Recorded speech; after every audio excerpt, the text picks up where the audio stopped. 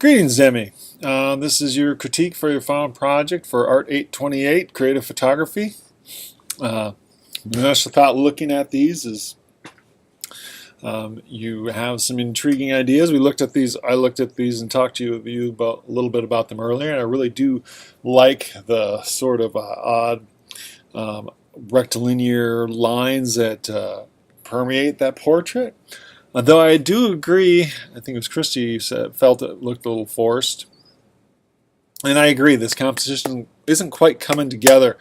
It's almost like you're trying to create a sort of seamlessness, but there's an awkwardness in how they're brought together. On the other hand, where we look at the portraits on the right, we see this awkwardness, but it's intentional, and it adds to me the concept of the piece, and I kind of like how they're brought together. You know, this one feels like it needs more further exploration, and refinement, whereas these feel like that is what needs to happen. So, and there's a disconnect between the overall body of work, two individuals and the two people in this one image. So let's look at it. Now, there are lots of things to like in this composition. You know, I think the photographs can complement each other very well.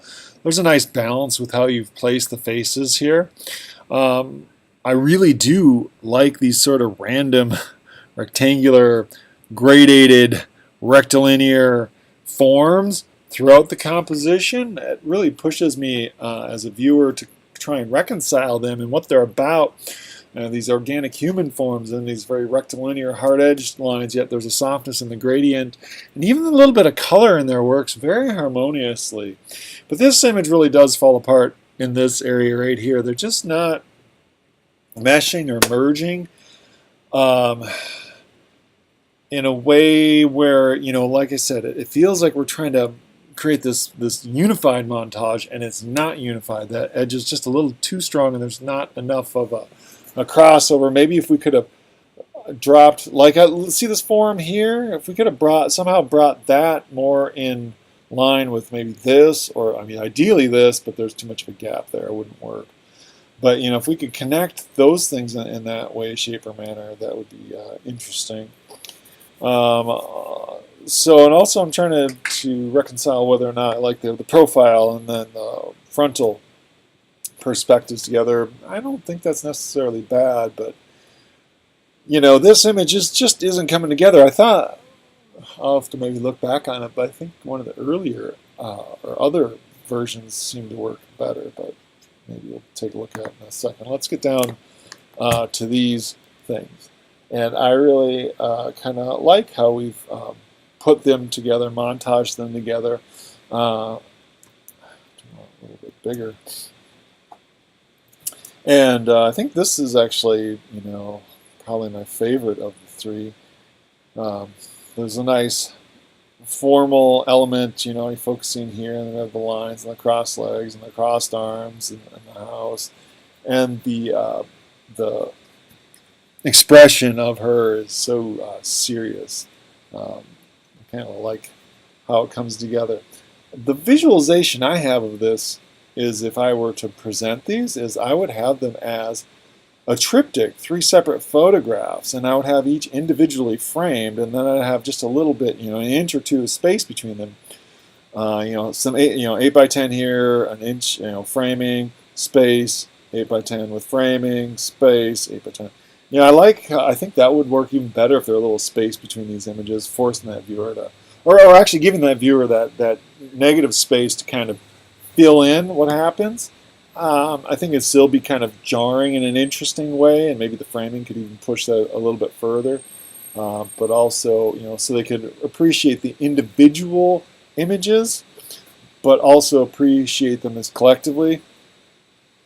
I think as I look at them here, I'm just more concerned with the collectiveness of them, and I think it'd be great if the viewer could have more easily both of those things, and I think a little separation between that, in my opinion, could help. Of course, we all have ideas and thoughts in our mind, and like you said, you have an idea and you're going to carry it out, and it's one thing visualizing it, it's another thing doing. So we always have to keep that in mind. All right, so again, another. I think the trio works very well. It engages, it challenges, it makes me curious. So I think the composition works in the end. This one's a little more, in a sense, fluid, and it doesn't feel like three separate images like the other one does, and I think it suffers a little bit for that. It almost just seems like more of an awkward photograph of a person. I like the awkwardness of these, don't get me wrong, but I want more awkwardness, because this almost, like particularly down here, flows just almost seamlessly. And I like it where I get these very almost different perspectives, but then you're at the same time presenting them to me in a natural way, feet, torso, head. That's how humans are constructed. But you have these different perspectives zoomed in a little bit farther out, not quite merging, no neck. This one is a little more fluid, and because of that, I want to, maybe if the top had, were bigger, or even frontal, because we have the back and then overlooking the shoulder. It'd be interesting if we mix this up and, use that sort of multi perspectives in this one sort of image. I think I would prefer that, because it seems like you're almost trying to fool me, but not with this image, and that's not your intent at all. You're not trying to fool anyone. You're forcing us to consider these different sort of perspectives or parts collectively and separately. And maybe that's what I lack here, is I don't want to look as much at these as separately, in each individual part separately, whereas the other two I do. So, all right, but I agree, though. You need more here. It's like you just have the beginning.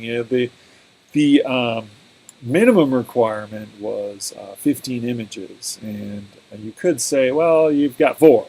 Now, I think you could easily justify more than that. Each of these are 3, and there are 9, and then 2 more is 11. And, so you're not that far off. And when you get into the montage, it is a more time-consuming process. And that's something I do take in consideration. If these are just 4 pictures straight up of girls in black and white, yeah, you'd be short.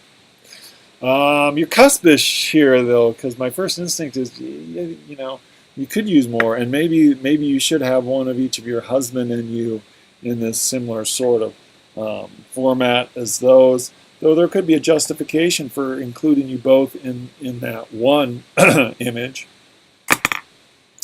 And you could take it different ways. You put in one image, you look at that sort of one hole to create these other holes. Or you could look at, if you had your own, you are more individuals, and that, individuals and a collective of a family. So they have different connotations in how you want to go with it. I do want to take a look at the other variations that you created here. I like this better than this. I thought we had some more, maybe not. Well, these are all very similar to this, and I'm having trouble pulling out some of the differences. So, that one didn't work as well, but look at the albums.